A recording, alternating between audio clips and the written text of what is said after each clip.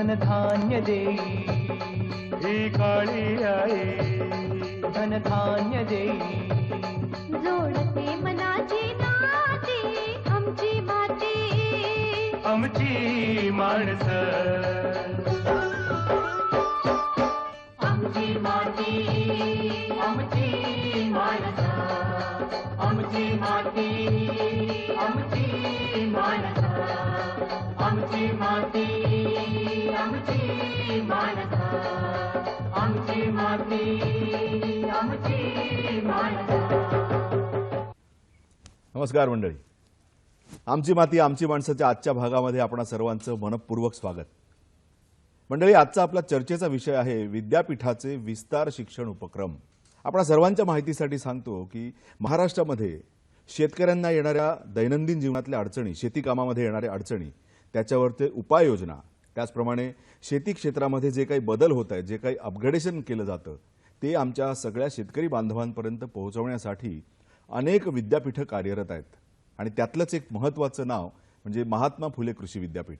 मित्रांनो, याच विद्यापीठामार्फत अनेक विस्तार शिक्षण उपक्रम राबवले जातात आणि याच उपक्रमांविषयी आपण सविस्तर जाणून घेणार आहोत आजच्या या चर्चेमधून. आणि त्यासाठी तज्ज्ञ म्हणून आपल्याकडे उपस्थित आहेत डॉक्टर जी.के. ससाणे सर. आपलं या भागामध्ये मी स्वागत करतो. नमस्कार. ससाणे सर राहुरीच्या महात्मा फुले कृषी विद्यापीठातल्या प्रसारण केंद्रामध्ये प्रभारी अधिकारी म्हणून कार्यरत आहेत. याविषयी आपण त्यांच्याकडून सविस्तर माहिती घेणार आहोत. सर, मला सांगा, हे कृषी विद्यापीठाचं जे उद्दिष्ट आहे नेमकं ते काय असतं? साधारणपणे महाराष्ट्रामध्ये 4 कृषी विद्यापीठं आहेत. त्यापैकी पश्चिम महाराष्ट्रातील 10 जिल्ह्यासाठी महात्मा फुले कृषी विद्यापीठ राहुरी, जिल्हा अहमदनगर येथे कार्यरत आहे. या विद्यापीठाचे मुख्य उद्दिष्टे कृषी शिक्षण, संशोधन आणि विस्तार या 3 भागामध्ये चालते. प्रामुख्याने कृषी शिक्षणामध्ये या विद्यापीठांतर्गत कृषी महाविद्यालय कोल्हापूर, कृषी महाविद्यालय पुणे, कृषी महाविद्यालय धुळे आणि अलीकडेच नव्याने कृषी महाविद्यालय नंदुरबार आणि कृषी महाविद्यालय कराड हे नवीन कृषी महाविद्यालय कार्यरत झालेली आहेत. आणि या शासकीय कृषी महाविद्यालयाबरोबरच या विद्यापीठांतर्गत इतर खाजगी कृषी महाविद्यालय साधारणपणे 72 कृषी महाविद्यालय या विद्यापीठाशी संलग्न आहेत. यामध्ये संशोधनाचा जर भाग पाहिला आपण तर साधारणपणे विद्यापीठाच्या 10 जिल्ह्यामध्ये विविध पिकावरती संशोधन केलं जातं. त्यामध्ये प्रामुख्याने डाळिंब आहे, कांदा आहे, लसूण आहे, त्याचप्रमाणे महत्त्वाचे जे तृणधान्य आहेत, ज्वारी आहे, त्याचप्रमाणे बाजरी आहे, या विविध पिकावरती संशोधन केलं जातं. सर, मला सांगा, महात्मा फुले कृषी विद्यापीठाचं विस्तार कार्य नेमकं कशा प्रकारे चालतं? महात्मा फुले कृषी विद्यापीठांतर्गत विस्तार शिक्षण संचालनालय हे कार्यरत आहे. या विस्तार शिक्षण संचालनालयाअंतर्गत जिल्हा विस्तार केंद्र, विभागीय विस्तार केंद्र, कृषी विज्ञान केंद्रे आणि कृषी महाविद्यालयाअंतर्गत असणारे विस्तार गट हे या विस्तार कार्याचं काम करतात. साधारणपणे कृषी महाविद्यालयाअंतर्गत असणारे जे विस्तार गट आहे त्यामध्ये आपण प्रगतिशील शेतकरी निवडतो आणि या शेतकऱ्यांकडे आपण विद्यापीठाचे सुधारित तंत्रज्ञान असलेले देतो. त्यामध्ये प्रामुख्याने निविष्ठा असतील, जसे की सुधारित बियाणे असेल किंवा जैविक खते असतील व इतर महत्त्वाचे जे काही विद्यापीठामार्फत संशोधित केलेले सुधारित वाण आहेत हे आपण त्या विद्यापीठाच्या त्या कृषी महाविद्यालयाच्या अंतर्गत असणाऱ्या विस्तार गटामध्ये एक प्रातिनिधिक स्वरूपात काही शेतकऱ्यांकडे देतो. आणि अशा ठिकाणी आपण तो प्लॉट निवडतो की जेणेकरून तो दर्शनी भागाला असेल, रस्त्याच्या कडेला असेल, जेणेकरून त्या गावातील आणि शेजारील एक 8 ते 10 गावामधील येणारे जाणारे जे शेतकरी आहेत यांच्या नजरेस पडेल अशा ठिकाणी आपण हे सुधारित बियाणे वगैरे देतो, प्लॉट देतो, प्रात्यक्षिक घेतो, जेणेकरून त्या गावामध्ये सुधारित तंत्रज्ञान तर शेतकऱ्यांना पाहायला मिळेलच, परंतु येणाऱ्या दुसऱ्या हंगामासाठी सुधारित त्या जातीचे किंवा त्या पिकाचे, उदाहरणार्थ हरभरा असेल, गहू असेल किंवा ज्वारी असेल, याचं बियाणं ह्या त्या गावातच तयार होऊन इतर गावांतील शेतकऱ्यांना सुद्धा मिळावं असा त्या पाठीमागे उद्देश आहे. जिल्हा विस्तार केंद्राचा जर आपण विचार केला तर यामध्ये साधारणपणे जिल्ह्याच्या ठिकाणी कृषी विभाग आणि कृषी महाविद्यालयाअंतर्गत असणारे जिल्हा विस्तार केंद्रे यांचा समन्वय साधून कृषी विद्यापीठाने सुधारित तंत्रज्ञान जे उपलब्ध केलेले आहे ते आपण कृषी विभागामार्फत शासनाच्या वेगवेगळ्या योजनांच्या मार्फत शेतकऱ्यांपर्यंत देण्याचा प्रयत्न करतो. त्याचप्रमाणे कृषी विद्यापीठाचं जे कृषीदर्शिनी हे एक महत्त्वाचं एक प्रकाशन आहे. बरोबर. हे कृषीदर्शिनी आपण शेतकऱ्यांना विस्तार गट, कृषी विभाग यांच्यामार्फत देण्याचा प्रयत्न करतो. विस्तार गटाप्रमाणेच विभागीय विस्तार केंद्र आहेत. साधारणपणे एक 2 ते 3 जिल्ह्यांना मिळून एक विभागीय विस्तार केंद्र आपण स्थापन केलेले आहेत. विभागीय कृषी विस्तार केंद्रामार्फतही आपण साधारणपणे मासिक बैठका आपण ठेवतो. MDW ज्याला म्हणतो आपण, मंथली डिस्ट्रिक्ट वर्कशॉप. याच्यामार्फत कृषी विभागाचे अधिकारी येतात आणि त्यांना विद्यापीठाच्या मार्फत सुधारित जे तंत्रज्ञान जे अद्ययावत आहे त्याचे आपण प्रशिक्षण आयोजित करतो. आणि महिन्याला आपण जे वातावरणानुसार जे काही फोरकास्टिंग आहे की ज्याला आपण अंदाज म्हणतो, तो पावसाचा असेल किंवा ह्युमिडिटी आर्द्रता म्हणू आपण, किंवा येणारे कीड असतील किंवा रोग असतील, ह्या सर्व बाबींचा आपण विद्यापीठाच्या मार्फत कृषी विभागांना आपण सल्ला देतो, प्रशिक्षण देतो, जेणेकरून शेतकऱ्यांना याबाबतची माहिती मिळेल. त्याचप्रमाणे विद्यापीठाच्या अगदी प्रवेशद्वाराशी कृषी माहिती तंत्रज्ञान केंद्र आहे. या कृषी माहिती तंत्रज्ञान केंद्रामार्फत आपण शेतकरी बंधूंसाठी कृषी सल्ला सेवा हेल्पलाईन आपण उपलब्ध करून दिलेली आहे. त्यामध्ये प्रत्येक पिकांचा असा एक वार ठरवून दिलेला आहे. सोमवार, मंगळवार, बुधवार, गुरुवार, शुक्रवार. तर प्रत्येक पिकाला आपण एक वार ठरवून दिलेला आहे आणि त्याप्रमाणे त्या विषयाचे शास्त्रज्ञ त्या ठिकाणी उपलब्ध असतात. शेतकरी बंधूंच्या शंकाचं निरसन केलं जातं आणि त्यांना माहिती दिली जाते.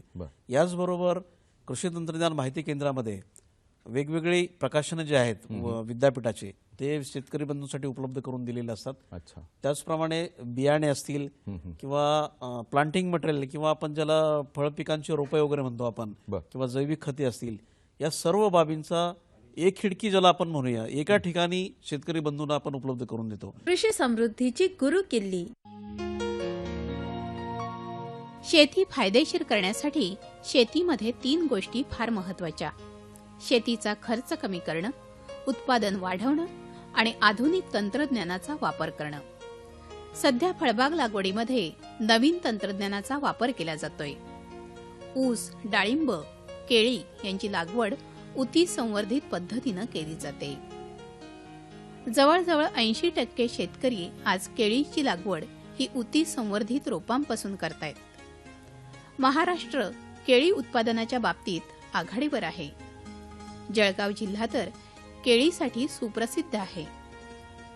केळींवरील रोग, अशुद्ध बियाणं यामुळे उत्पन्न घटत चाललंय. त्याच्यावर मात करण्यासाठी शेतकऱ्यांचा कल हा उती संवर्धित रोपांची लागवड करण्याकडे आहे.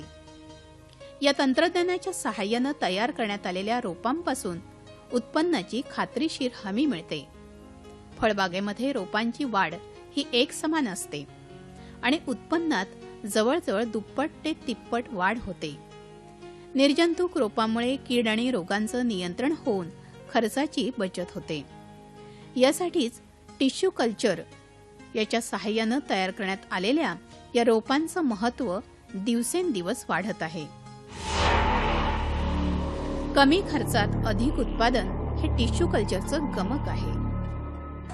मित्रांनो, आपल्याला माहिती आहे की शेती आज जर फायदेशीर व्हायची असेल तर मुख्यत्वे करून 3 गोष्टी आज आपण बघतो की उत्पादन खर्च कमी करायला पाहिजे, उत्पादनाची वाढ झाली पाहिजे आणि वाढीव उत्पादनाला योग्य तो भाव मिळाला पाहिजे.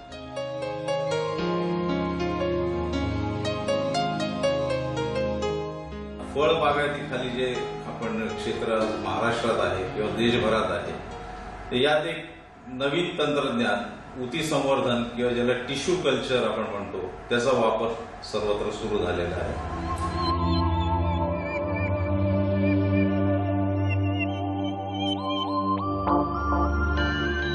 टिश्यू कल्चर म्हणजे काय व त्याचा उपयोग शेती उत्पादन वाढीसाठी कसा केला जातो? सोप्या शब्दात सांगायचे असेल तर एका पेशीतून अनेक झाडं बनविण्याची पद्धतीला आपण टिश्यू कल्चर म्हणतो.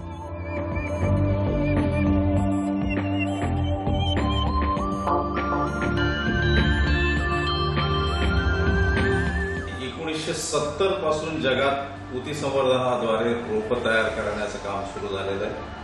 आपल्या भारतामध्ये 1987 पासून याची सुरुवात झालेली आहे केळ्याचं जे भारतातलं उत्पादन आहे त्यापैकी 50% अधिक उत्पादन महाराष्ट्र राज्यात होतं आणि महाराष्ट्रातलाही जर आपण विचार केला किंवा बघितलं तर 50% अधिक क्षेत्र हे जळगाव जिल्ह्यामध्ये. टिश्यू कल्चरमुळेच केळीच्या राज्याच्या विविध भागात केळीचं उत्पादन फार मोठ्या प्रमाणावर घेतलं जात आहे. कमीत कमी कालावधीमध्ये निवड केलेल्या मातृवृक्षापासून त्याचेच आनुवंशिक गुण असलेली अनेक दर्जेदार रोपं तयार करता येतात. वर्षभर कोणत्याही हंगामात लाखो रोपं यामध्ये तयार होतात आणि शेतकऱ्यांना कोणत्याही हंगामात ती उपलब्ध होतात. आरसीएफ महाराष्ट्रामध्ये लीड फर्टिलायझर सप्लायर ज्याला म्हणतात की एक मोठी कंपनी, अग्रगण्य कंपनी आहे आणि मला असं वाटतं की या ऊती संवर्धन किंवा टिश्यू कल्चर या तंत्राविषयी आपण माहिती घेणं अत्यावश्यक आहे, ज्याचा वापर करून आपल्याला निश्चितच उत्पादनात वाढ मिळवता येईल. अशा रीतीनं निर्जंतुक, निरोगी आणि ऊती संवर्धित रोपं आपल्या लॅबमध्ये तयार करून आरसीएफ शेतकऱ्यांना देत असतात. ही रोपं तयार करण्यासाठी काय करावं लागतं हे जाणून घेऊया डॉक्टर जावेद शेख यांच्याकडून. मी डॉक्टर जावेद शेख, संशोधन अधिकारी, कृषी या विभागात मागच्या 4 वर्षापासून कार्यरत आहोत. सर्वप्रथम टिश्यू कल्चर म्हणजे काय व त्याचा उपयोग शेती उत्पादन वाढीसाठी कसा केला जातो.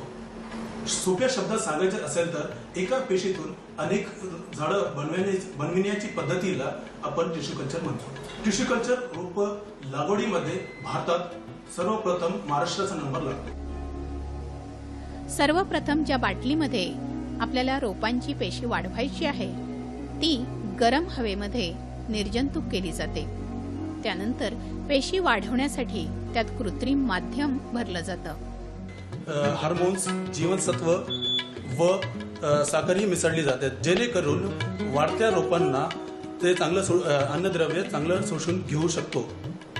मीडियाचं पीएच 5.8 वर स्थिर करण्यात येते, ज्यामध्ये नायट्रोजन, पोटॅशियम, मॅग्नेशियम, सल्फर, साखर आणि जीवनसत्व आदी आवश्यक घटक असतात.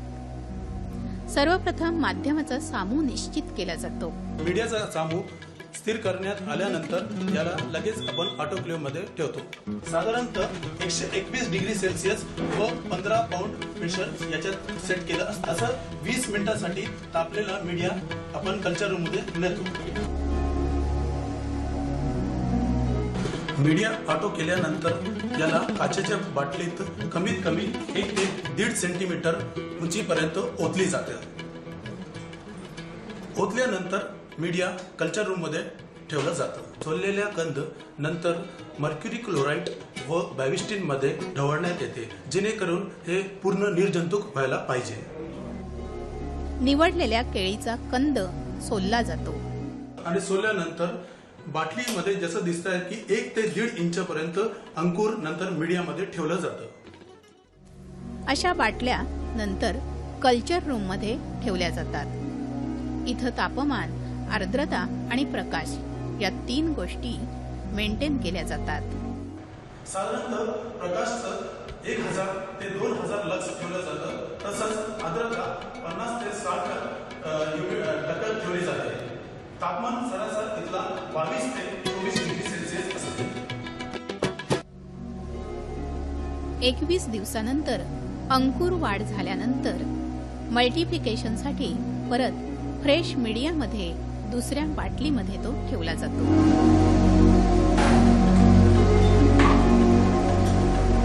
टिश्यू कल्चरचं जे काही कामकाज आहे ते या यंत्राच्या आतमध्ये ठेवलं जातं. या यंत्राचं नाव आहे laminar air flow. Laminar air flow मध्ये निर्जंतुक हवा पुरविली जाते. दुसरी अवस्था जी आहे ती आहे मल्टिप्लिकेशन अवस्था. मल्टिप्लिकेशन अवस्था हे साधारणतः 21 ते 42 दिवस चालत असते.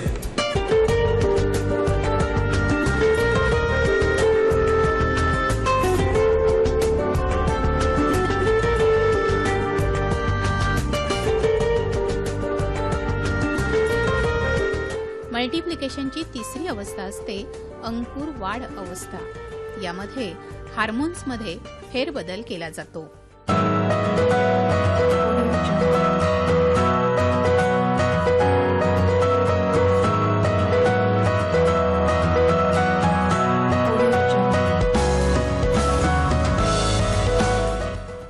अशा तऱ्हेनं 10 ते 12 सेंटीमीटर वाढलेली ही रोपं प्रायमरी हार्डनिंगसाठी पॉली हाऊसमध्ये ठेवली जातात.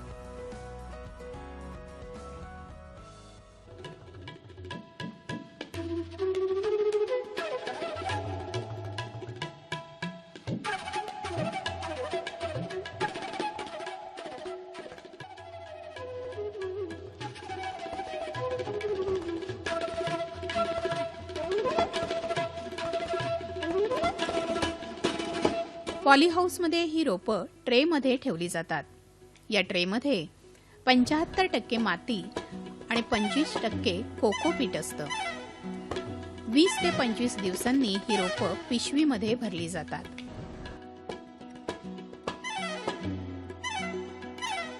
वीस ते 25 दिवसानंतर या रोपांना अशा पिशवीत लावावं लागते. ही अवस्था कमीत कमी एक महिना लागते. 1 महिन्यानंतर प्रायमरी हार्डनिंग अवस्था इथं संपते. प्रायमरी हार्डनिंगचं काम संपतं आणि सेकंडरी हार्डनिंगचं चालू होतं. इथं सूर्यप्रकाश व पाणीचं नियंत्रण ठेवलं जातं. थोडक्यात बाहेरच्या वातावरणाशी मिळतं जुळतं घेण्यासाठी इथं सिस्टीम असते. यामध्ये मोठमोठे फॅन्स तसंच फॉगर्स बसवलेले असतात. अशा रीतीने तयार झालेली ही उती संवर्धित रोपं 4 ते 6 आठवड्यांनी शेतकऱ्यांच्या हातात दिली जातात. यांची वाहतूक करताना सुद्धा ती नियंत्रित वातावरणामध्येच केली जाते. आपणही आपल्या शेतीमध्ये असंच नवीन तंत्रज्ञानाचा वापर करून यश शिखराकडे वाटचाल करूया.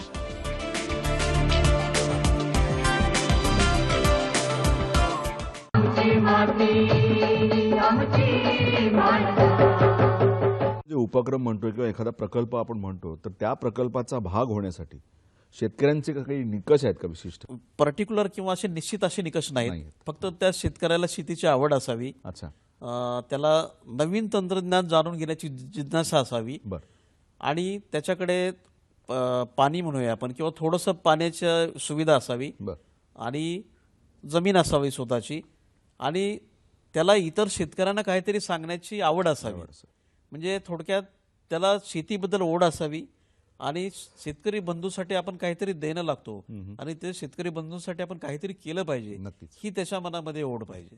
सर, या संपूर्ण विस्तार कार्याची पुढची दिशा नेमकी कशी असणार आहे त्याविषयी आम्हाला जरा माहिती द्या. नक्कीच. साधारणपणे आपण पाहतोय आता की या देशाचे माननीय प्रधानमंत्री श्री नरेंद्र मोदी साहेब यांनी अगदी सुरुवातीच्या भाषणामध्येच त्यांनी घोषणा केली की शेतकऱ्यांच्या जमिनीची आरोग्यपत्रिका आपल्याला सर्वांना द्यायची आहे. तर यालाच अनुसरून महात्मा फुले कृषी विद्यापीठांतर्गत जे 10 जिल्हे आहेत या 10ही जिल्ह्यामध्ये आपण कृषी महाविद्यालयाअंतर्गत असणारे जे विविध उपक्रम आहेत, साधारणपणे रावे उपक्रम आहे, ग्रामीण कृषी कार्यानुभव कार्यक्रम, याच्यामध्ये कृषी महाविद्यालयातील अंतिम सत्राचे जे विद्यार्थी असतात ते आपण गाव पातळीवरती आपण त्यांना प्रत्यक्ष शेतीचा अनुभव घेण्यासाठी त्यांचं आपण प्लेसमेंट करतो. तर त्या विद्यार्थ्यांच्या मार्फत आपण प्रत्येक विद्यार्थ्यांना आपण 8 ते 10 शेतकऱ्यांचा ग्रुप असं ठरवून दिलेला आहे. मग त्यांनी त्या प्रत्यक्ष त्या ठिकाणी शेतीत जायचं, त्यांचे मातीचे नमुने घ्यायचे आहेत, महाविद्यालयाच्या विद्यापीठाच्या प्रयोगशाळेमध्ये आणायचे आहेत ते, आणि त्याचं ते अनालिसिस करून किंवा ज्याला पृथक्करण म्हणूया आपण, ते करून आपण त्या शेतकऱ्यांना देत आहोत आपण ऑलरेडी. आणि त्या जमिनीची जी काही सिच्युएशन आहे किंवा जी आरोग्यपत्रिका आहे त्या अनुसरून आपण त्याला कुठली खतं वापरली पाहिजे किंवा कुठले बियाणे किंवा कुठलं पीक त्या जमिनीला सुटेबल आहे किंवा योग्य आहे याचा आपण सल्ला देणार आहोत. आणि याबरोबरच विभागीय विस्तार केंद्र, कृषी तंत्रज्ञान माहिती केंद्र, कृषी महाविद्यालय, कृषी विज्ञान केंद्रे ह्या सर्वांनी मिळून या 10 जिल्ह्यामध्ये, संपूर्ण 10 जिल्ह्यामध्ये आपण शेतकऱ्यांना या विद्यापीठामार्फत जेवढं शक्य आहे तेवढ्या शेतकऱ्यांना आपण जमिनीची आरोग्यपत्रिका देण्याचं काम सुरू केलेलं आहे आणि देणार आहोत. तुमचं हे कार्य खूप कौतुकास्पद आहे.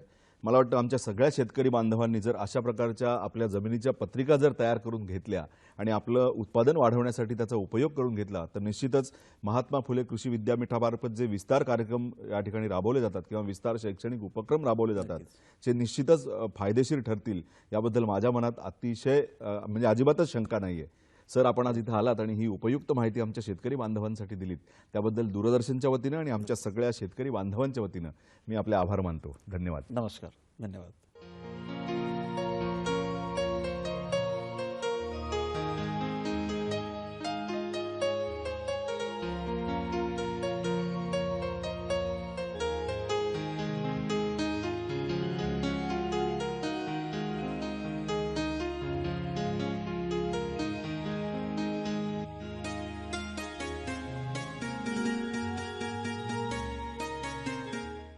RCF आमची माती आमची माणसं प्रस्तुत करता